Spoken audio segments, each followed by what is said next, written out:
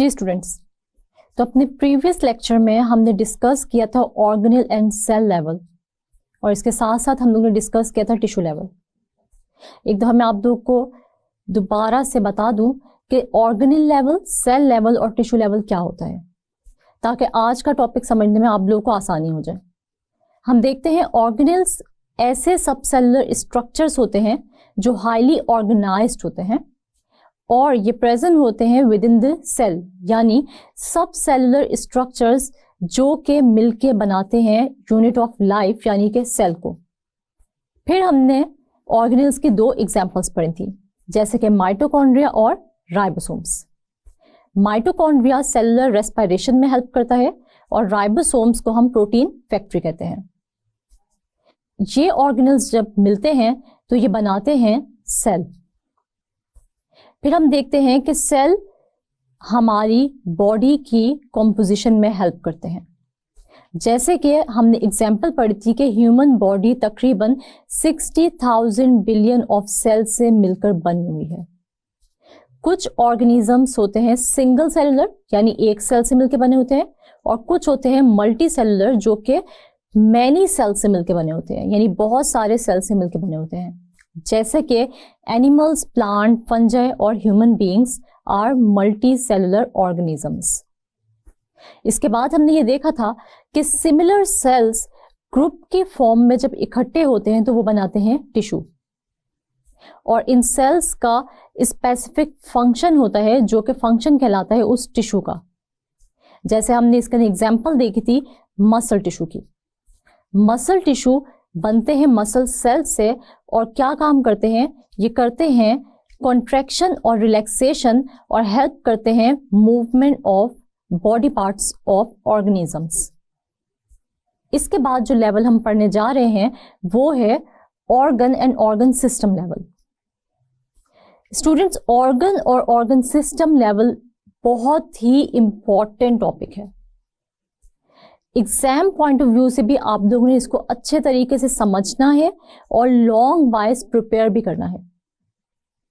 तो शुरू करते हैं हम आज का topic organ and organ system level. सबसे पहले हम लोग ये देख लेते हैं कि एक ऑर्गन क्या होता है।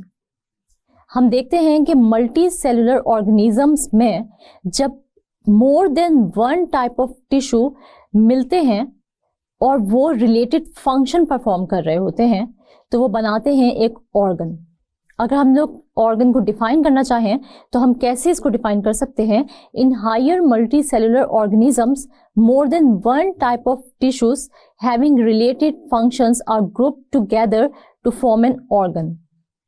इसका मतलब क्या हुआ कि डिफरेंट टाइप्स ऑफ टिश्यूज जो कि रिलेटेड फंक्शंस परफॉर्म कर रहे होते हैं, जब वो आपस में मिलते हैं तो वो बनाते हैं एक ऑर्गन को। जैसे कि हम देखते हैं एक लीफ को जो कि एक ऑर्गन है, और ये काम क्या करता है, ये काम करता है फोटोसिंथेसिस का, यानी कि हम देखते हैं कि प्लांट्स में ग्लूकोज के बनने के अमल को हम कहते हैं फोटोसिंथेसिस। और फोटोसिंथेसिस हमेशा किसकी मौजूदगी में होती है, सनलाइट की मौजूदगी में होती है और क्लोरोफिल की मौजूदगी में होती है। और हम देखते हैं कि फोटोसिंथेसिस हमेशा लीफ में होती है, जिसको हम ये भी कह सकते हैं कि ये लीफ का किचन है।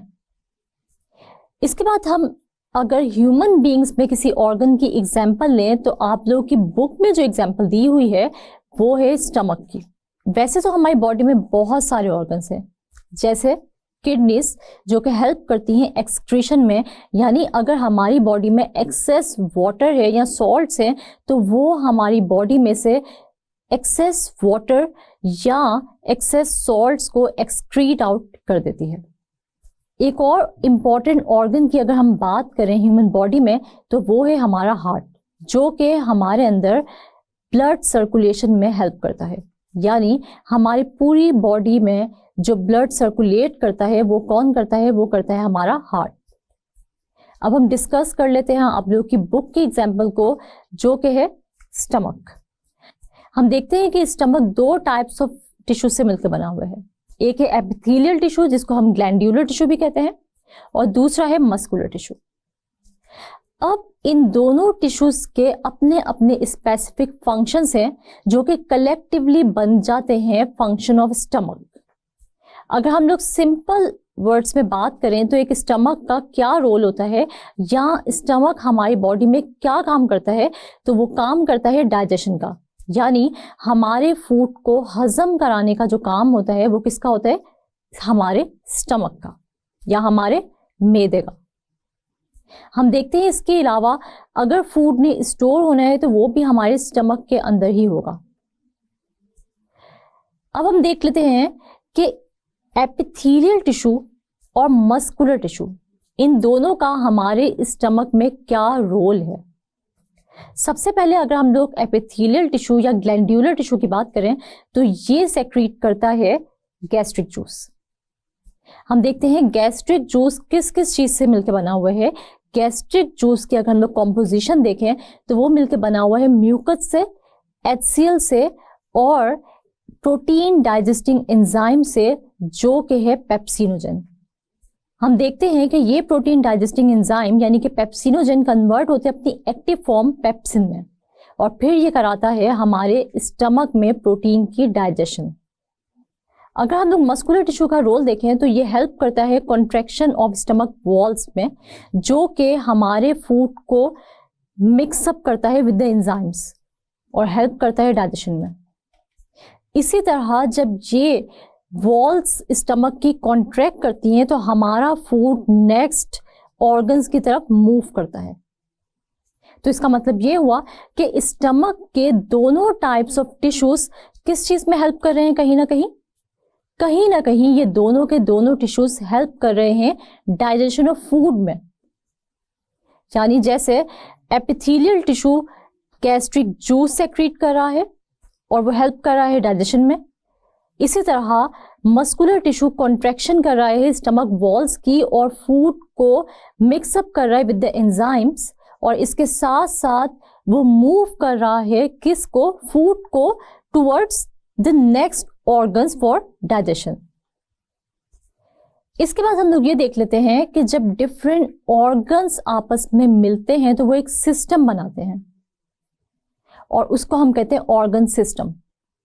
जैसे कि हमारी बॉडी में डिफरेंट सिस्टम्स मौजूद हैं, for example nervous system, digestive system, excretory system and reproductive system.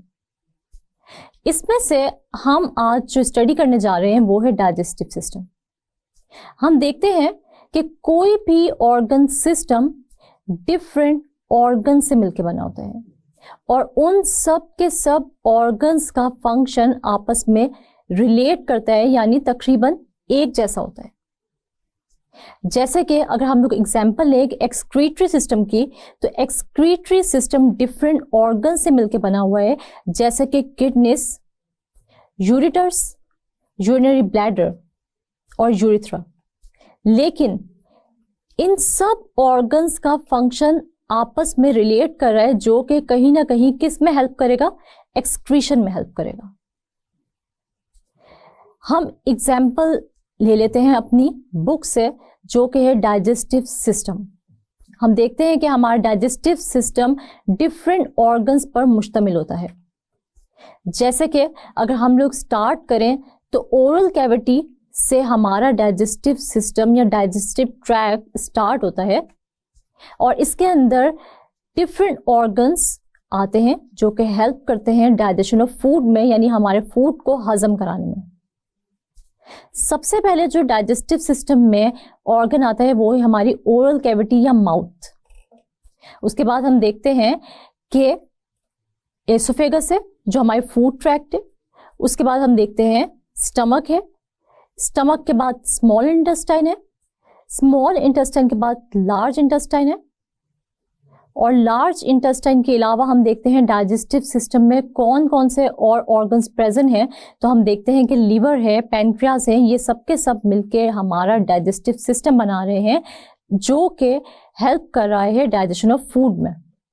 इसके अलावा स्टूडेंट्स हम ये भी देखते हैं कि अगर हम लोग एक प्लांट बॉडी और एक एनिमल बॉडी को कंपेयर करें आपस में, तो हम ये देखते हैं कि किसी भी प्लांट बॉडी का ऑर्गन सिस्टम बहुत ही सिंपल होता है, लेकिन अगर हम लोग दूसरी तरफ किसी एनिमल की बॉडी की बात करें तो उसका ऑर्गन सिस्टम इंतहाई कॉम्प्लेक्स होता है। इसकी एक रीज़न ये है कि प्लांट की बॉडी में जो एक्टिविटीज़ हैं या उसके जो फंक्शंस हैं वो कॉम्प्लेक्स नहीं है, वो बहुत ही सिंपल है। जैसे अगर हम एक रूट सिस्टम की बात करें तो रूट सिस्टम का काम क्या है कि एक तो वो प्लांट की बॉडी को सॉइल में एंकर करेगा यानी फिक्स करके रखेगा, और दूसरा उसका रोल क्या है कि वो सॉइल से मिनरल्स और वाटर को एब्जॉर्ब करेगा। लेकिन अगर हम बात करें एनिमल्स की तो एनिमल्स को अपनी एक्टिविटीज और फंक्शंस परफॉर्म करने के लिए हाईली ऑर्गेनाइज्ड और कॉम्प्लेक्स ऑर्गन सिस्टम चाहिए होता है। जैसे कि हमने एग्जाम्पल पढ़ी डाइजेस्टिव सिस्टम की, जो कि मिलके बनता है बहुत सारे डिफरेंट ऑर्गन से, और ये सारे के सारे ऑर्गन्स हेल्प करते हैं डाइजेशन ऑफ फूड में, जिसकी वजह से हमें एनर्जी मिलती है और हम अच्छे से अपनी डेली रूटीन की एक्टिविटीज़ को परफॉर्म कर सकते हैं। जी स्टूडेंट्स, तो आज का टॉपिक आप लोगों को अच्छे तरीके से समझ आ गया होगा, लेकिन उसके लिए आप अपना एक छोटा सा टेस्ट ले लें। मैं आप लोगों से करती हूँ कुछ क्वेश्चंस और आप ये देखें कि इसमें से कितने परसेंट क्वेश्चंस का आंसर आपको आता है। सबसे पहले जो मैं क्वेश्चन करने जा रही हूँ वो है डिफाइन ऑर्गन। तो हम देखते हैं कि ऑर्गन क्या होता है। In higher multicellular organisms more than one type of tissues having related functions are organized to form an organ। यानी हम देखते हैं कि डिफरेंट टाइप्स ऑफ टिश्यूज जिनका रिलेटेड फंक्शन होता है, जब वो एक ग्रुप के फॉर्म में एक जगह पे इकट्ठे होते हैं तो वो बनाते हैं एक ऑर्गन। उसके बाद फिर हम देखते हैं कि ऑर्गन और ऑर्गन सिस्टम से एक और शॉर्ट क्वेश्चन आ सकता है। हम देखते हैं कि एपिथेलियल या ग्लैंड्यूलर टिश्यू का क्या रोल है। तो हम देखते हैं कि epithelial tissue secrete gastric juice which helps in digestion। हम देखते हैं कि आपसे ये भी पूछा जा सकता है कि what is the role of muscular tissue in stomach। तो इसका आंसर क्या होगा कि muscular tissue helps in the contraction of walls of stomach for grinding of food and moving the food towards the posterior end।